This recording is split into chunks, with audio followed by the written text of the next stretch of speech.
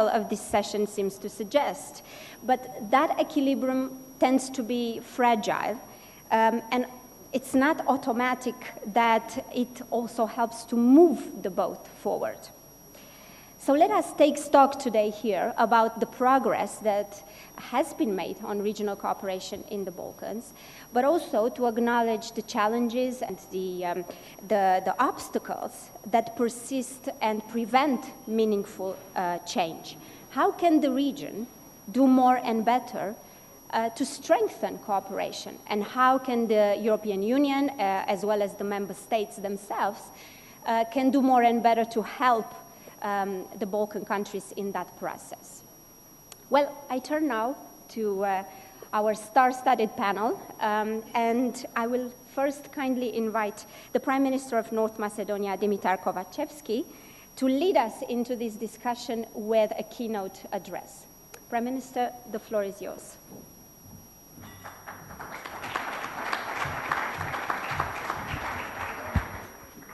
Poštovani dame I gospoda, ladies and gentlemen, we made a decision today to have a shorter panel due to security reasons.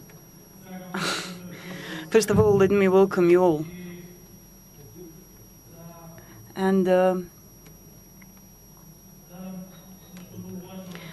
let me tell you something very important. That is that the political objective of the Western Balkans is a full-fledged membership in the European Union, because the place of all Western Balkan countries is in the EU, and regional initiatives are one of the ways of improving cooperation on the path towards full-fledged membership of the Union. All countries in the region are basically on this path, because the region today has the necessary leadership potential to make such decisions. What is necessary now is to double down on our efforts and get the necessary support on each and every plan from our European partners in order to speed up the integration process. I am emphasizing this because we've never heard clearer messages from our strategic partners from the European Union that by the year 2030 it is possible to have enlargement of the EU with Western Balkan countries. And basically now it comes down to us to move the processes along in the region. The war in Ukraine reminded Europe that on a geographic area on the European continent there is a geostrategic gap. We mustn't forget that the war in Ukraine is waged only 700 kilometers from us, sitting here today. Western Balkan countries whose European commitments are indisputable, and each and every one of the countries has a different capacity of resilience towards non-democratic tendencies coming from abroad, mainly because of the different paces of democratization of societies themselves. This geostrategic gap is an open door to the winds that are kind of rocking the already fragile Western Balkans, thus influencing the European Union itself, whose steadiness and firmness is not only in maintaining the relationships between powerful economic countries, but also in uniting both large and small countries that exist on this European space. We mustn't forget that the EU has two borders. One is the external border of the European Union, whilst the second one is the internal one, that is the border with the countries from the Western Balkans. This is the border that by 2030 we must make efforts to remove from the map.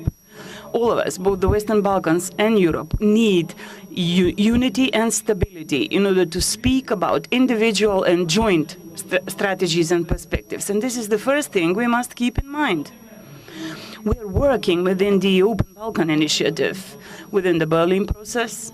We are underlining the benefits from establishing this joint regional market, the recognition of diplomas, work permits, facilitated mobility of people, goods and services, but we always give advantage to the single goal of joining the European family of peoples and states.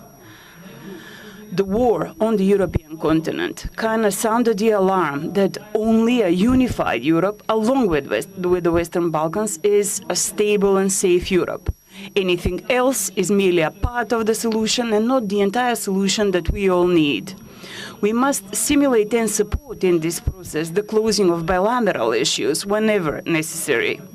because we saw that cooperation between two countries serves as motivation for greater cooperation, just as the conflict between two states is a trigger for widening misunderstandings, which is reflected in the Russian-Ukrainian war. It's a good thing that the region and Europe have the Prespa agreement as a sound model for functioning democracy that promotes resolving outstanding questions through open dialogue between the parties. The Prespa agreement responds to the concerns of nearly all countries that have similar disputes that are currently meaning identity questions, because it serves as a diplomacy model whose solution does not endanger, but to the contrary, strengthens the identity commitments and determinations important for a state and a people. From our Macedonian example, let me send out a message that it's important to have a brave and strategic leadership, because this leads to expected and desired perspectives. It was shown that political solutions are also economic solutions. That is, that difficult decisions work also for the economy in a positive light. The Prespa agreement and the commencement of the negotiations with the European Union as of last year, in the most challenging years since the World War II, in the Republic of North Macedonia, the Republic marked the highest level of foreign direct investments and the highest level of domestic investments, as well as the highest level of support to domestic companies for a new cycle of investments. The salaries have risen significantly. The minimum wage has risen by over 100% for the 5-year period. Pensions were increased between 40 to 50% compared for the same period. Undoubtedly, this is a result from the stability that we've achieved at home, and it also moves towards strengthened economic stabilities with Western Balkan countries. And the fact is, it's never been as high as it is today. But it's also due to the excellent relations that we have with the major economies of the world and in Europe, such as the German economy. And this sound cooperation was crowned yesterday with a resolution of the German Bundestag that gave a clear support of integrating North Macedonia into the European Union with a protected identity, language, and culture. This is greater recognition that the political and economic interests go hand in hand, because Germany is a major trade partner, and we cannot ask for a greater recognition than this one.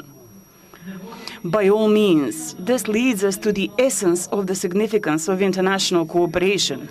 With joint efforts, we overcame a health crisis, and then we tackled the peak of energy economic crisis during the winter, which led to higher prices of energy, food, raw materials, impacted inflation, and threatened economies.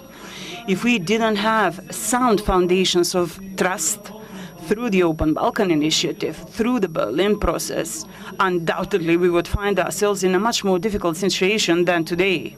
However, through joint work, solidarity, and support, we mitigated the consequences from these crises, and our cooperation is showing support and success.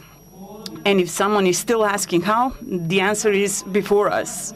The states in the region have political leaderships that decided to get themselves released from the chains of the past and work towards the future together today. The Berlin process is an important one because it includes all Western Balkan countries.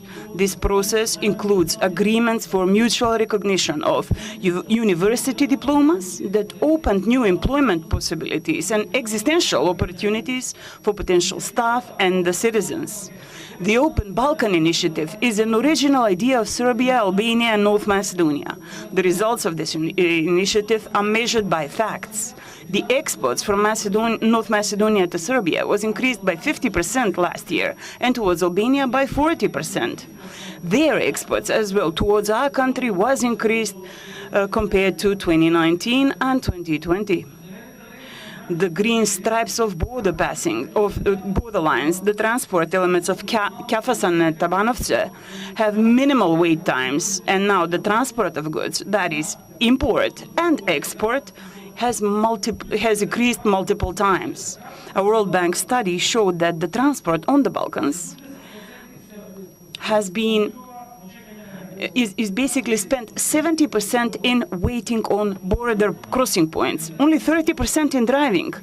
With these green lines and introducing non-tariff barriers, and streamlining supervision inspections. We facilitated and accelerated transport and increased the commerce and trade between our countries.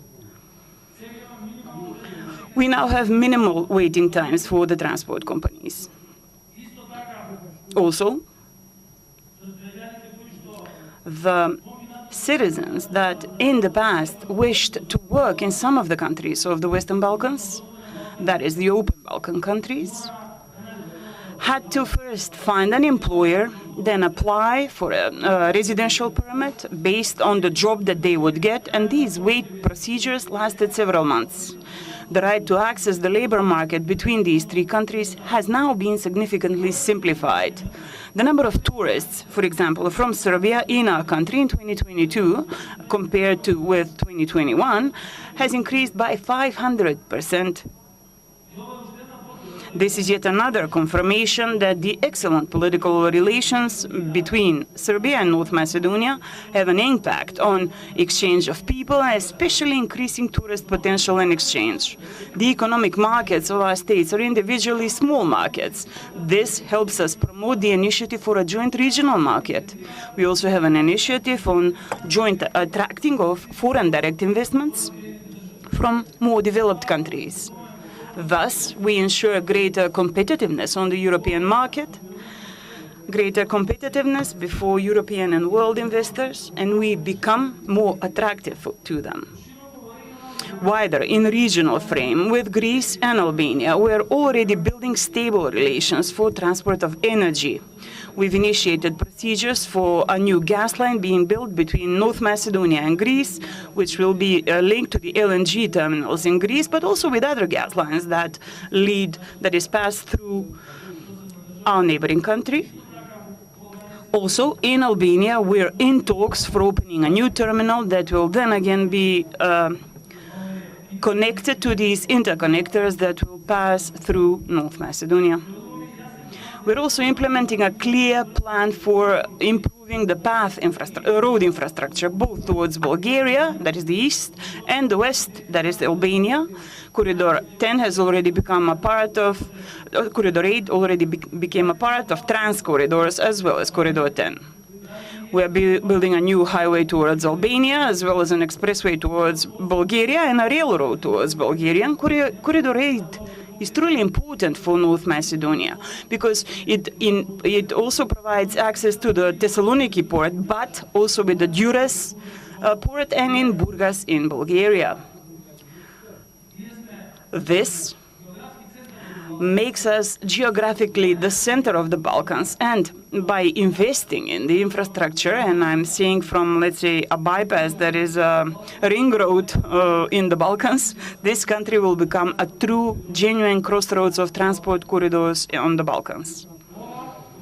This, on the other hand, will be a huge input in developing the economy and elevating the standard for citizens.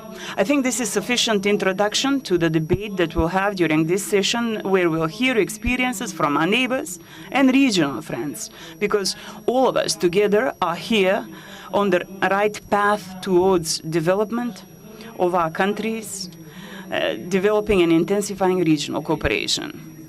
Since genuine regional cooperation is the path that makes us show regional stability. It is up to us to make focused decisions that will take us to the EU, because the challenges, as I said yesterday, are also opportunities. And I also said that our once-in-a-lifetime opportunities are here today. Thank you. Thank you very much, Prime Minister. Some follow-up questions, if I may. You referred in your speech to the fact that the messages arriving from the EU and the member states at this point are quite clear and very positive regarding the European perspective of the Balkans. And you said that basically it comes down to you, to the Balkan countries now, to deliver in order to be able to advance. So if the ball is now in your court, if I can paraphrase your introduction, I'm wondering what would be, in your opinion, one or two priorities that you should focus on, especially from a regional perspective, in order to be able to seize this geopolitical moment and advance quickly towards the EU? Well, first, the clear messages that are coming from the EU member countries, and I would say not only the EU member countries, but also of strategic partners of North Macedonia, countries which are members of NATO, are very clear.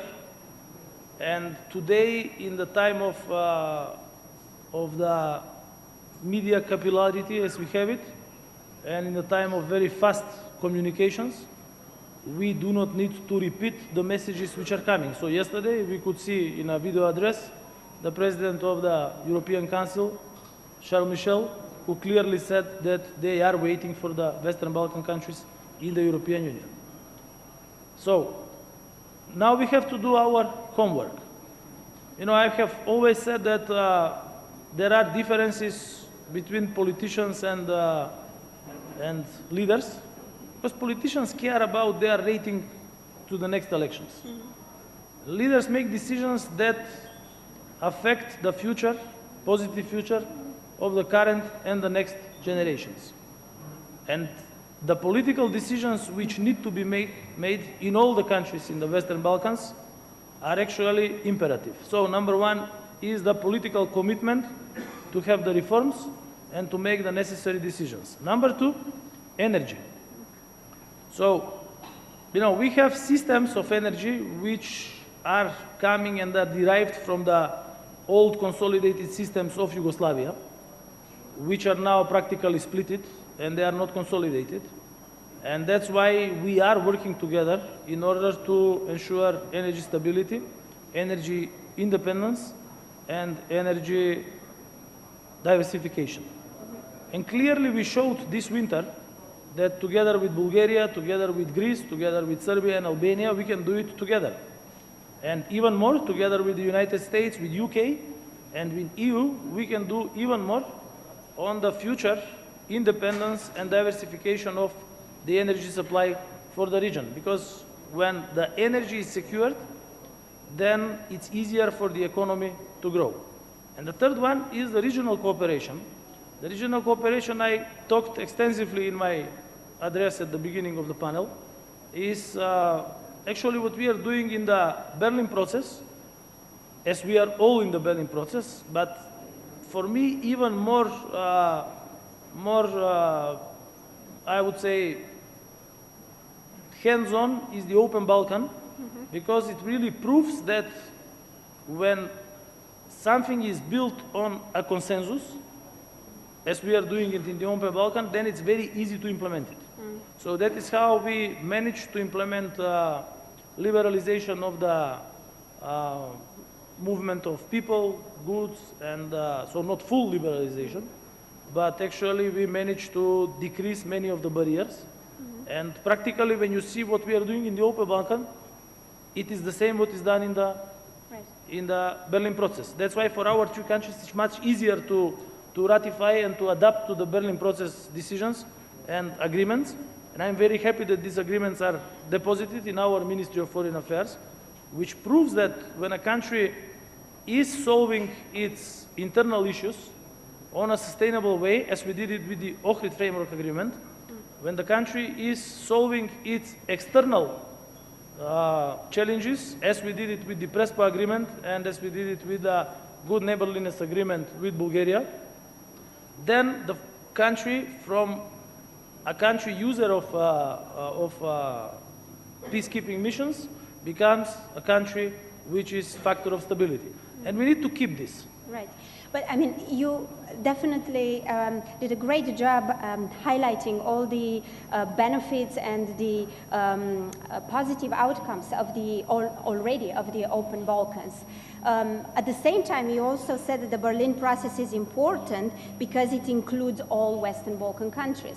So I'm wondering, how do you respond to those who argue that maybe the open Balkans undermines actually the Berlin process? I respond with facts and with empirical data. And that's why in my address I mentioned clearly the numbers which mean to the people and to the businesses. So we managed to increase by 50% the trade with Serbia, by 40% the trade with Albania. The overall trade between the three countries has increased for 25%. But what about the other three? What about the other three? The other three have not increased their trade because they are not part of the decrease of non-tariff barriers.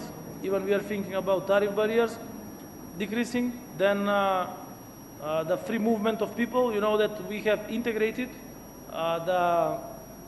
the online systems for citizens registration of the three countries. So now it will be much easier to get a job in one of the three countries because, you know, this is a small region, small markets. So when we are together, we become immediately a bigger market. You know, the strength of the European Union is in the joint market. I mean, if you see Slovakia, Czech Republic, Poland, Romania, Bulgaria, you see their economies. If I compare the Macedonian economy per capita before they joined, so actually, let's say in the 1990s, when they split it with the Warsaw Agreement and when we went out of Yugoslavia, so our economy was 6 to 10 times bigger than these economies per capita. Today, they have grown with triple digits. Why? Because they are part of the common market of the European Union. Right. It's a $500 billion market, and it's the richest market. Because there is a bigger market. There's the Chinese market. Right. But per capita, the European market is the strongest market in the world. And that's why there is a natural push of the market when you are part of it. The number of companies is growing, the number of job positions is growing, the salaries are growing, and then it was unimaginable that somebody from North Macedonia would go and work in Slovakia, and today it's common because simply the salaries are better there. So it's not because the country has developed by itself to that level of the state of economy, but it's simply because it became part of the European Union. So you take it out of the European Union, you will see the economy will go down. Right. Yes, I mean, it's true. Cooperation matters and can definitely make a difference. The question will be how can small group cooperation and cooperation on a smaller scale can then reinforce as opposed to running against the general current. But I'm sure we can come back to that discussion also with the other speakers. I would now like to bring in a video message that was kindly sent to us by the President of the European Parliament, Roberta Metsola, as a contribution to the discussion that we're having now here. Let's have a listen. Dear friends, I am very much honored to address this year's Prespa Dialogue Forum and grateful to Minister Osmani and the government of the Republic of North Macedonia for organizing it. This year's high-level foreign policy Prespa Dialogue Forum is of particular importance as we mark the 5th anniversary since the signing of the Prespa Agreement, an agreement that stands for lasting peace, stability, and good neighborly relations in Southeast Europe. Today, the Prespa Forum Dialogue is a unique political platform where solutions are sought and where ideas are exchanged with a view to finding common answers for the benefit of all across the region. These last years have been challenging. A global pandemic, a climate emergency, an energy crisis driving inflation, all against the backdrop of Russia's illegal invasion of Ukraine. Enlargement is the Union's strongest geopolitical tool. It remains a strategic investment in peace, security, and prosperity on the European continent. The European enlargement policy has been one of the EU's biggest and most transformative successes. Millions of Europeans have benefited from it. Enlargement is a win-win for both the EU bloc and new entering members. This month marks 20 years since the EU Western Balkans Thessaloniki summit. In 20 years, enormous energy and resources have been invested by the EU and the Western Balkans alike towards finding common ground. Promises have been made. Progress had been made too, but too often it has been too slow, and there has been a lot of frustration. But where there is a will to reconcile, there will be a way forward. The Western Balkans have called for an acceleration of the EU accession process. At the European Parliament, this is also our call, and things are moving. Bosnia and Herzegovina has been granted candidate status. Kosovo citizens will no longer require a visa to travel into the Schengen area. And I hope that this year will bring further good news, because the European Union is not complete without the Western Balkans. So is widened the European family by 2030 mission impossible? I believe that it is mission long overdue, and together we must make it mission accomplished. And let me tell you that the European Parliament will maintain its unwavering support for all those who sincerely wish to become EU members, those who live by our values, who have the courage to reconcile, to reform, and to look to the future. All those can count on us. Thank you.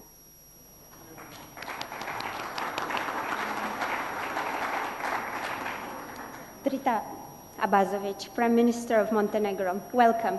I turn to you now. We've heard from Ms. Metsola, from President Metsola, that we've made a lot of progress, but it has often been slow.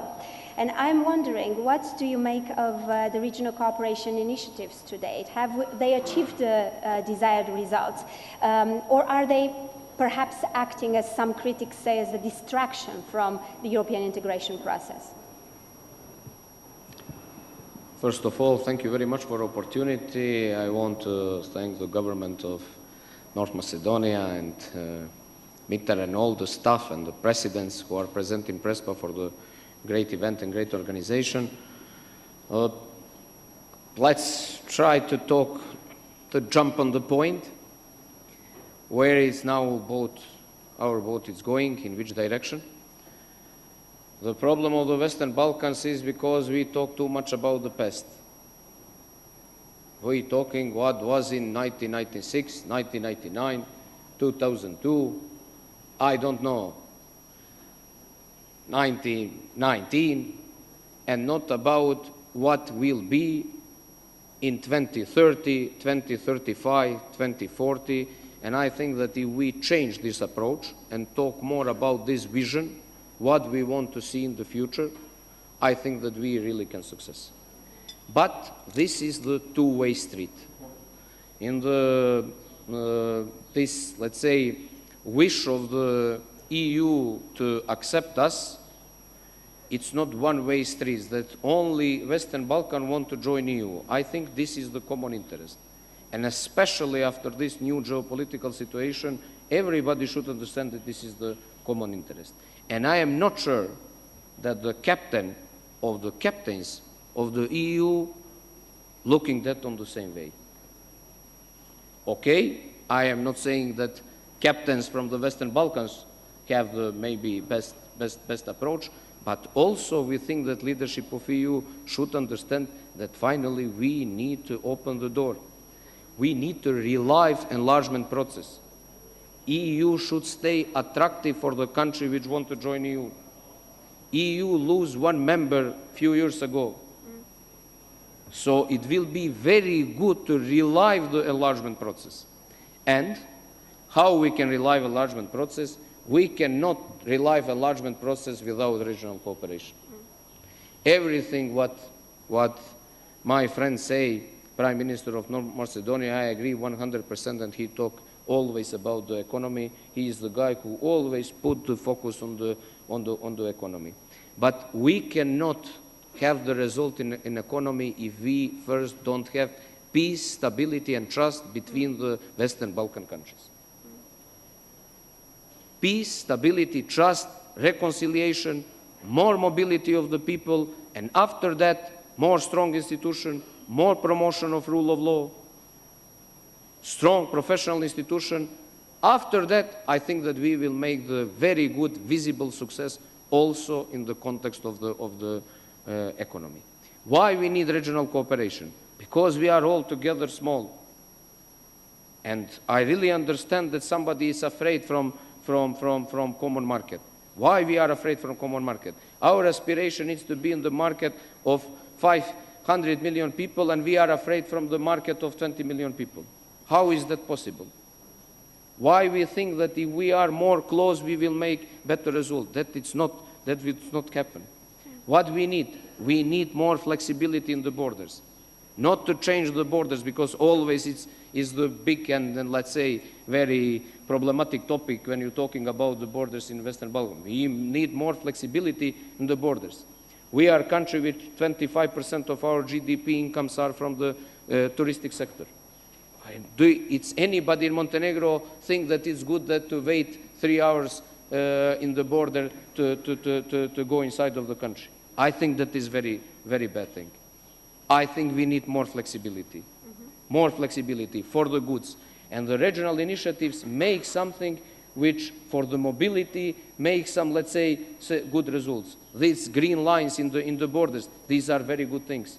We spending a lot of time, trucks spending a lot of time waiting on the borders with the goods. And in that, we are not so competitive with another markets. So, if we want to have the vision of when our boat will go for the 5 or 10 years, that vision definitely need to be EU. But before we go to EU, our behavior should start to be more European. Our behavior should start to be more tolerant for everybody in this region. This kind of, you mentioned 2 initiatives, Berlin process and Open Balkan. And it's a lot of discuss about the Open Balkan. We have 70 initiatives, regional initiatives in the region. Where is the problem? Right. Where is the problem to have also Open Balkan? Where is the problem? What if it's good? What is regional initiative? Regional initiative is just a tool to come to the goal. It's not the goal, but it's the tool to come to the goal. It's the tool which we want to use to go to the EU.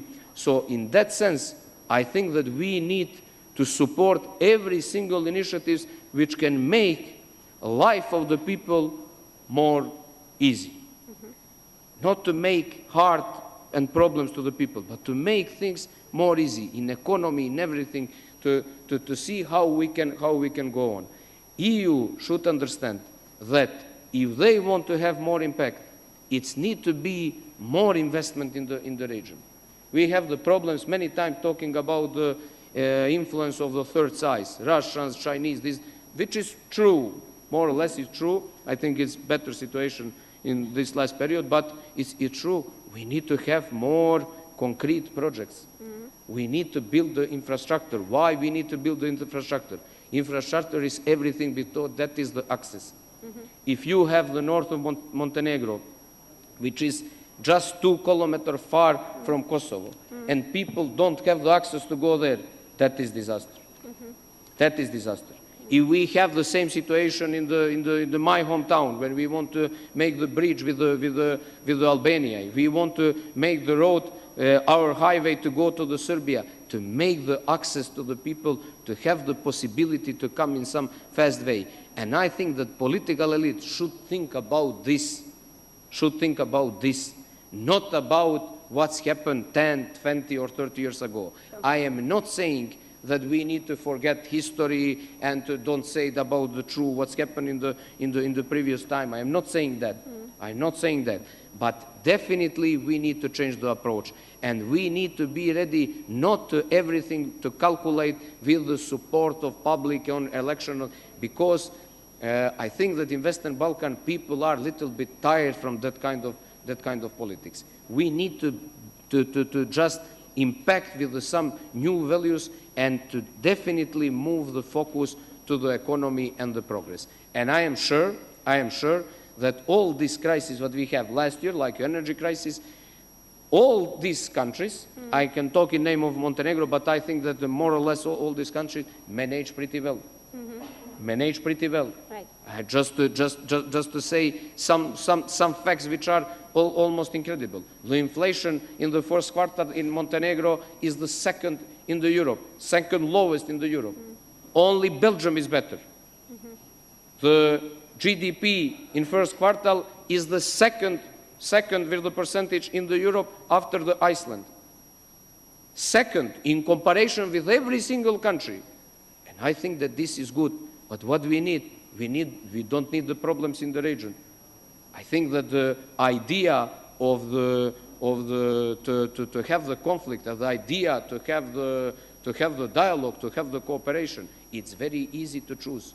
And let's say, I invite everybody, every side, to forget that politics from the 90s, to go out of this virus of 90s, and to see the future of this region in the EU binding context in the good cooperation. And to conclude for this first intervention, I think that it will be very good if we can have the common promotion. Dmitry saying about one big project which is connected with the energy. I will say in the name of our government, it will be very good to have common promotion on touristic, let's say for the touristic market in US altogether of Western Balkan. Or somebody think that small Montenegro or small North Macedonia or Bosnia can do that alone. Why we are not going together and represent all our resources together and don't care too much will people go to Skopje or go to Podgorica or go to Sarajevo, because in the end of the day, when they will discover the region, they will go everywhere and it will be good for everybody. Yes, thank you very much, Prime Minister. It's a very interesting suggestion. You mentioned the importance of infrastructure and of the economy. Of course, we know that in the Berlin process, the connectivity agenda already includes many of such ideas. So I'm wondering, where are we with that initiative? I mean, is it a question of implementation? Because certainly what you have mentioned has been taken up in the context of the Berlin process. And then, of course, you also mentioned that it is very important to have peace and stability in the region and trust. And I'm wondering whether you think the Berlin process is the appropriate framework to deal with bilateral issues, which we know it's a desiderata, it's a goal of the Berlin process, but where we also know the progress has been very slow. That's the key problem. So Berlin process started 10 years ago. And we are still talking about similar topics. I am not saying that we did not make progress. I only think that we can make more. Altogether, we can be more successful. This is about the infrastructure. You know, everything is dependent by administration. Administration killing the progress in Western Balkan. And I think that we need to see what are the possibilities to be more faster in the implementation of different kind of projects. We now have the Western Balkan Fund, which is 20 billion for all countries, which is good, but it's still not used enough. And I think that in the next period we will change this. I want to just share the positive thing that after one meeting in New York, when we went all together with Mr. Borrell, that was the first time I was in the meeting, when we all together, 6 Balkan countries, have the same request. That was the support for the energy crisis. And we come to that goal. So when we all together, 6 of us, 6 countries, advocating one thing, we're coming to the goal. When we coming and speaking bad about each other and fight each other in the meetings, this is the problem. About the infrastructure, we need, from my point of view, to cut a little bit procedures and to go more faster in the providing of the cash flow for the important projects. That will make the impact of EU, that will make the positive impact to the citizen, and people will start to think in different way when they will see that concretely it's happened something in the country. Thank you very much, Prime Minister. I turn now to Majlinda Bregu, Secretary General of the Regional Cooperation Council.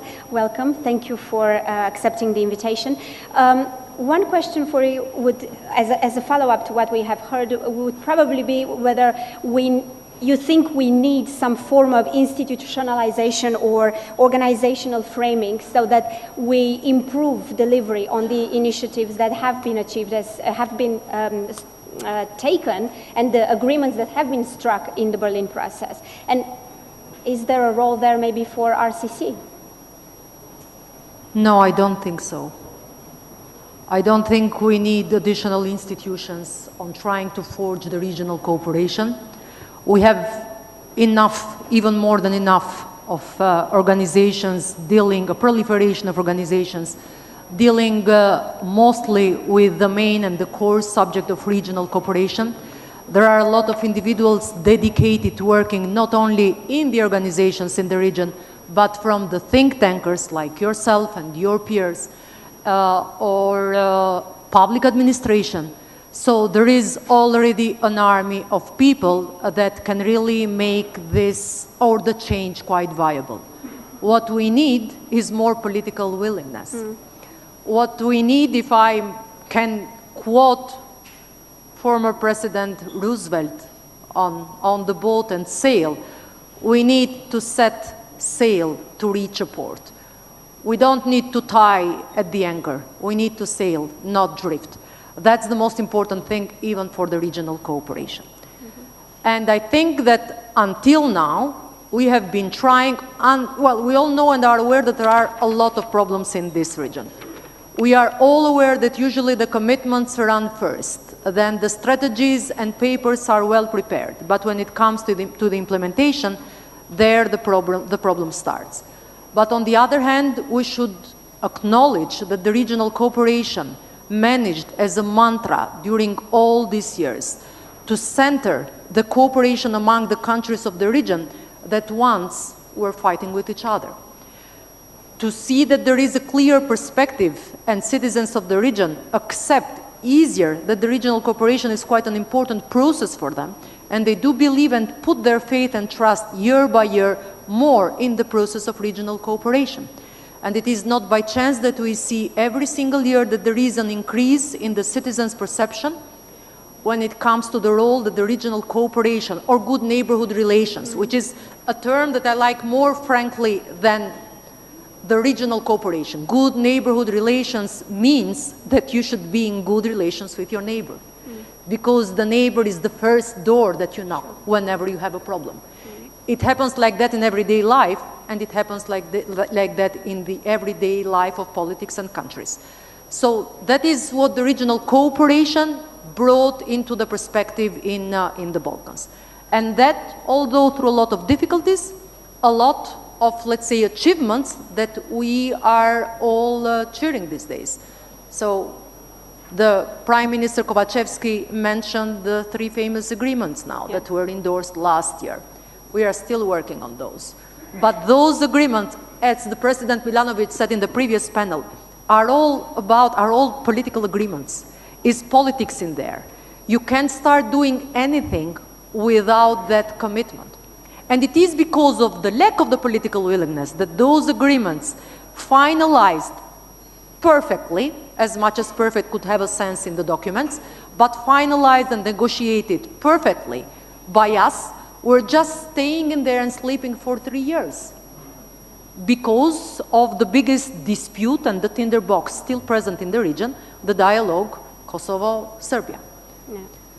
So here we are today, we have 3 agreements, and we are just looking forward to see the day of the implementation of these agreements. Yeah. What are these agreements bringing? Not some additional documents. It means that for every student who would like to remain in this region, their diplomas can be easily recognized. For a student from Podgorica, if he would like to recognize his diploma because he thinks he can find a job in Tirana, he doesn't or she doesn't have to go and run and pay from 300 to 500 euros plus 2 or 3 weeks of bureaucracy in there, which is a lot because this region, as we are all saying every day, is being emptied from youngsters. And it's costing to us a loss in terms of costs each year, from roughly 840 million euros to somehow 2.5 billion euros because of the youngsters that are leaving, because of the professionists that are leaving. So that's why this agreement is important. It's not important only because it tested the willingness of 6 leaders from the Western Balkans to sign and endorse that agreement. Or like the agreement on the ID cards. Yeah. And here I'd like to stop a bit. When the agreement on ID cards, freedom of movement with ID cards initiated, or was initiated, it came out as a conclusion from the Southeast Cooperation Process Summit in Sarajevo. Why I'm saying and re-mentioning Sarajevo? Because the biggest chunk for this agreement was to remove the visa barriers between Bosnia and Herzegovina and Kosovo. So it was quite important that time for all of us that that agreement was sealed and put into the conclusions when Sarajevo was sharing the CCP. And that's how we embarked all together to make this story happen. Because day by day, the number of Kosovar citizens living in Bosnia-Herzegovina who still have their families living in Kosovo, the number of the refusal of visas was increased. And we reached a moment when 2 out of 3 persons who were applying for a visa, a Bosnian visa, Kosovar citizens, the visa was being refused to them. And while speaking of regional cooperation, better economic integration, connectivity, and so on, how could you really just maintain the spirit of these agendas high, where among 18 million people, you have some of them who cannot visit each other freely? So that was the sense, the political sense of that agreement. And we are still looking forward, although that was not pretty much welcomed or well understood by somebody in the region at the beginning.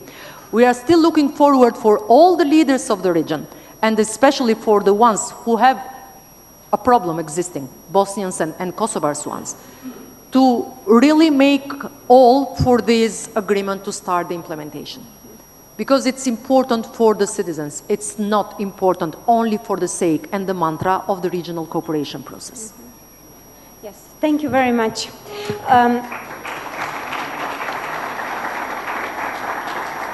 One follow-up question. You mentioned citizens and you mentioned the lack of implementation. I'm wondering whether you think that citizens should be more involved in the Berlin process, if civil society should be involved more than it is currently informed for regular consultation, for information sharing, whether this would help the implementation process, or whether maybe we need external mechanisms to be set up that would monitor, would keep an eye on the progress that is being done or not on all these initiatives and achievements. Corina, without repeating myself, this might be a question for Berlin, not for myself or the RCC or us that lead the regional organization. Sure. What I can say is whenever there is willingness and there is a chance, and at least from our side, we have committed ourselves on that, to listen, contribute, work closer with the civil society and all the other stakeholders of these processes, we are ready to do that. But again, aside the repeating messages, I still believe that this process will be successful only when 2 big clouds will be merging with each other.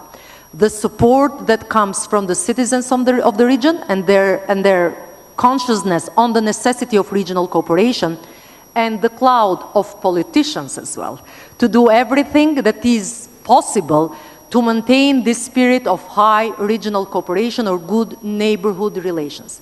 Because both prime ministers here, and even yesterday, what we heard most is about difficult moments that time after time we all feel and face here in the region. And it looks like we always come year by year, not only to the Prespa Forum, but to every panel that we meet together, and we keep repeating the same messages. All of these messages are right. The problem is that at the very end of the day, like the Berlin summit coming in October time, we need to show some deliverables. And this doesn't speak only on the credibility of the process itself, but it speaks on the credibility of people. Leaders, the ones who have a political mandate, and the credibility on the other side of the EU, who is anchoring and, let's say, chairing this process. We all know in the Balkans, an ounce of prevention is worth a pound of cure. And that's the most important thing. But on the other side, we all are witness that we have grown all of us together in this process of European integration or good neighborhood relations. So we know what is good for the region. Politicians get a mandate to implement whatever is good for the region, whatever the voters ask them. And we all together can just prepare the tapestry or the carpet for that. So we are all contributors. With due respect, the responsibility goes to the leaders. We can be hell-bent, all of us. We can invent the best agendas in the world, get models from everywhere. But if those are not implemented from the public administrations and from the countries themselves, then what's the sense of that? Sure, but sometimes the public can put some pressure on the political level to develop that will. And if I just think of the Berlin process, of course we have the civil society forum that is in place, but discussions tend, at least from where I stand, to look like they're taking place in silos. You have civil society discussing things, and you have high-level government people discussing things, and there's very little interaction. So maybe more can also be done in terms of the process of how things are organized to hopefully lead to that political will. But at this point, and because we're approaching very fast the end of our discussion, I want to check if there's any comments or burning questions. I might be able to take one, maximum two from the public. Okay, there is one question. I will take that, and then we will close. Yeah, I think it's Milena.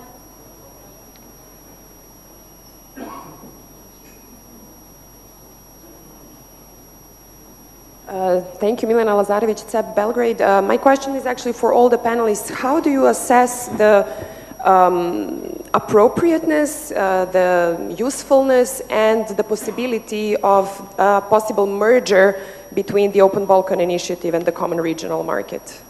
Yeah. Okay. Shall we go the other way around? Yeah. From there? Yes.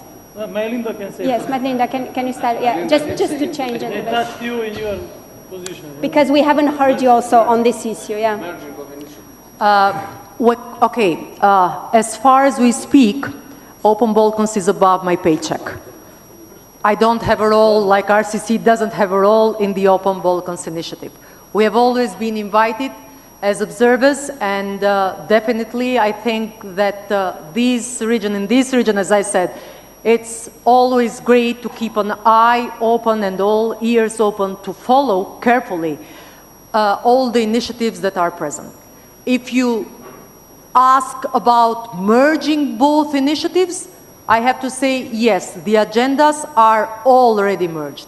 Whatever happens, the Prime Minister Kovacevsky said that, whatever happens in or as part through, as well as whatever preposition you'd like to use, in the Open Balkans initiative, it is written and part of the action plan of the Common Regional Market.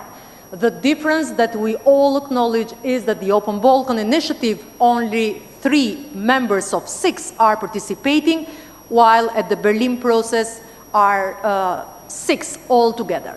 And this region, considering that we are already pretty small markets, and within pretty small markets, it is legitimate for a market as well to compete with another market when it comes to foreign direct investments. No one can tell to North Macedonia, you shouldn't accept a big German investor because we are in the process of common regional market or Open Balkans, because that's competition is the basic of trade and economy. But on the other hand, we know the necessity that we have to be bigger together. Otherwise, then we cannot be so relevant. So I'm just last note. I'm coming from Frankfurt, where a room full of businessmen, business community was present in there. And I was the only one from the Balkans in the panel. We were discussing about the sustainability, digital solutions, helping the economy, and so on. And we were discussing afterwards, I was the only one, anytime, trying to bring the discussion to the Western Balkans, where everybody else was mentioning Yerevan, India, so bigger markets. But how can you lobby or pitch on a small market if you cannot pitch, or it's worthwhile to pitch on a bigger market? So that's the sense. If you really would like us, RCC, or if any of the leaders or all of them together would like RCC to take care and follow closer to the open Balkans, we can discuss it further. Until now, it hasn't happened.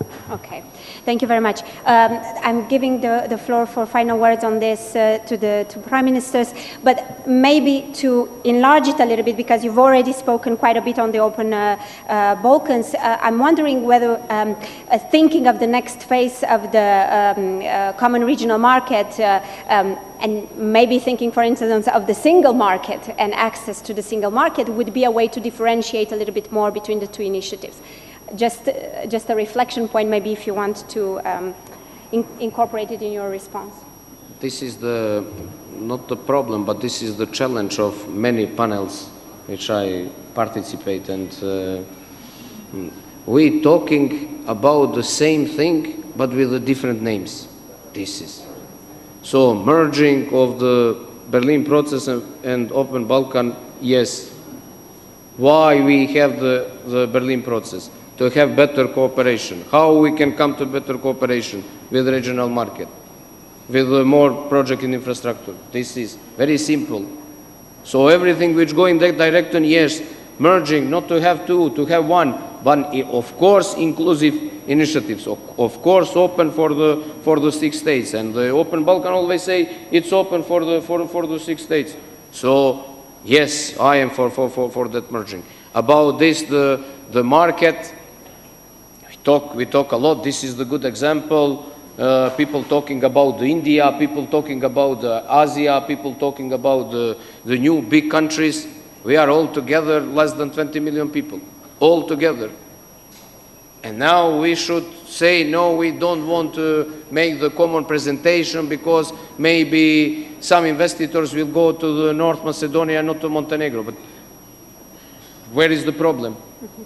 If North Macedonia doing well, we will do well. Positive news, every positive news on the region have the positive impact of every country. Every negative situation have the negative impact on every country. It's very easy to understand.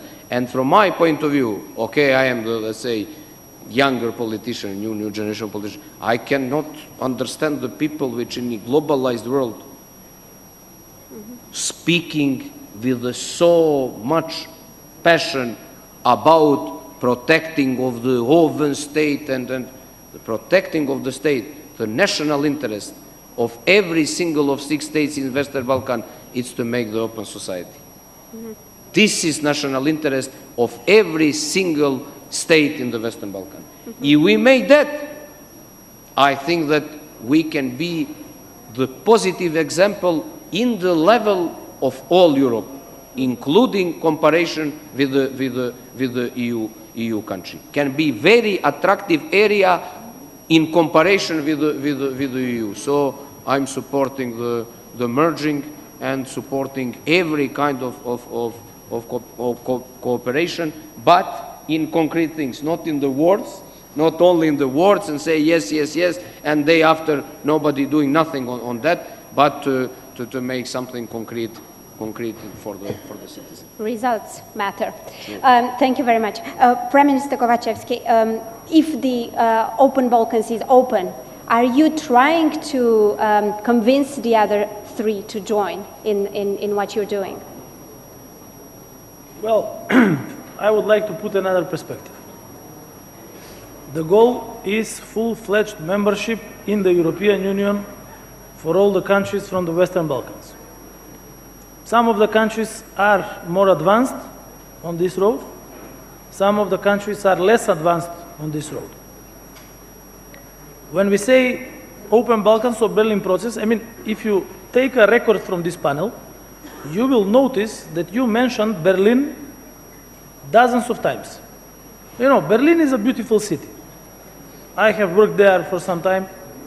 It has the best museums, great people, great restaurants, great economy. The problem is that Berlin is more than 1,000 kilometers away from here.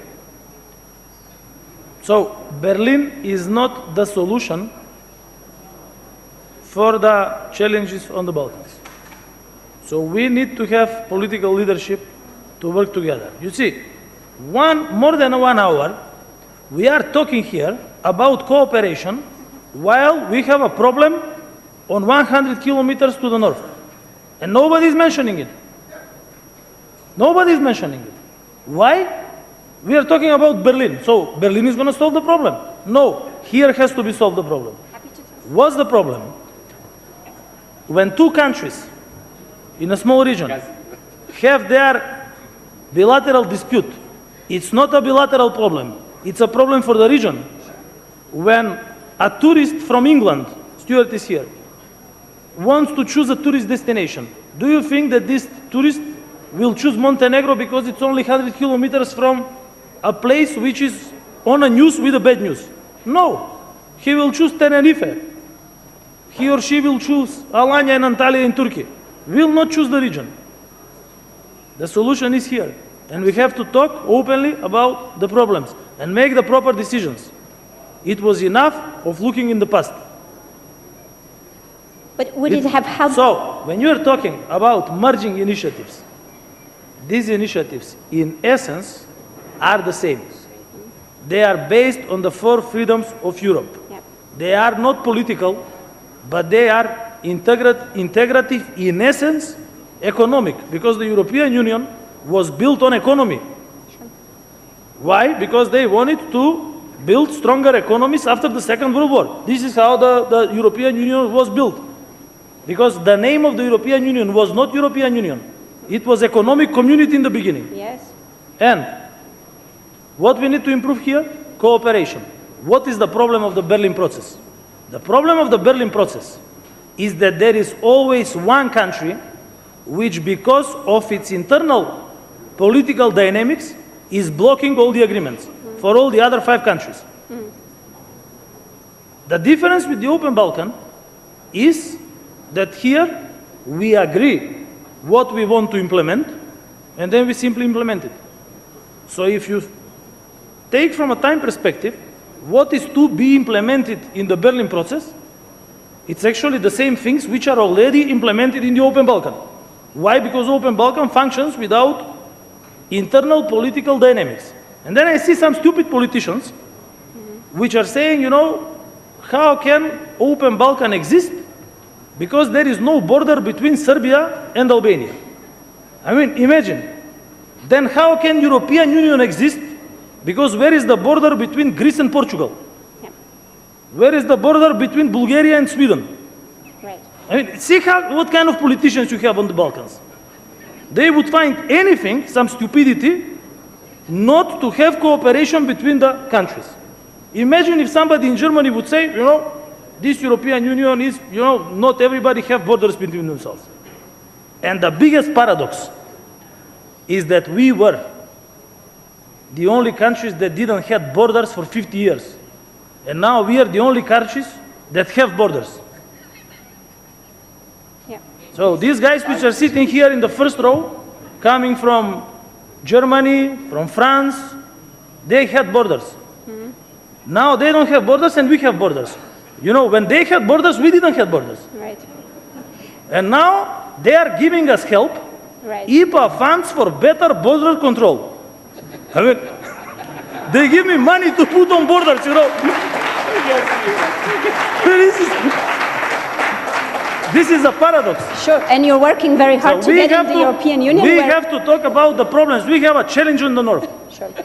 So this has to be solved. And we don't need these crazy borders. This is stupidity. Because the borders, what is the customs between the customs rate between the countries on the Balkans? Do you know? The custom what? The custom rate. No. You know, it's 0. Is there? So why do you need a border? Right. For a corruption. The borders on the Balkans are only source of corruption and nothing more. Yeah. Only source of corruption. Yeah. And I can finish with this. Thank you.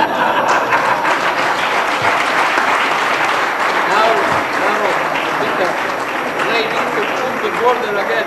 Yeah. And they give us funds to put more borders. Yeah, I understand. And also, you're working very hard to get into the European Union, where borders will have to vanish anyway. So it is contradictory what you're. It's contradictory. Yes, You know. absolutely. But I'm just wondering, would Kosovo, being part of this open Balkans, would have helped with the problem that we're having a couple kilometers, 100 kilometers from here? This is the question, because you mentioned European cooperation as having furthered political cooperation. So this is, I guess, the questions of those who are doubting the open Balkans. You know, the more you discuss questions which are directed towards the future, because when you talk about cooperation in any sense, then you talk about the future, you don't talk about the past. Then it immediately has a positive effect on the overall political relations between the countries. Mm-hmm. So the more Serbia and Kosovo discuss these type of issues, and I have experienced it in the case of North Macedonia and Bulgaria. Right. When we discussed with the government of Kirill Petkov about projects which are directed towards the future, education, infrastructure, economy, tourism, transport, then we were able to find a solution to start the negotiations for North Macedonia. We kept our identity. Then Bulgaria insisted on having the Bulgarian part of the Bulgarian people which live in North Macedonia, these are 3,500 people, to be part of the preamble of the constitution. So it was a fair deal. Sure. And it was submitted by the 27 countries of the European Union. So if you talk about the future, about what people need, then there is a way to find a solution. If they talk about the past, they will never find a solution. Absolutely. So to finalize, the biggest stupidity on the Balkans are the borders. We are going to leave it on that note. Thank you very much to all of you for being so frank and open in your interventions, and thank you also for our participants for staying a little bit over time. Please join me in thanking our speakers for their contributions.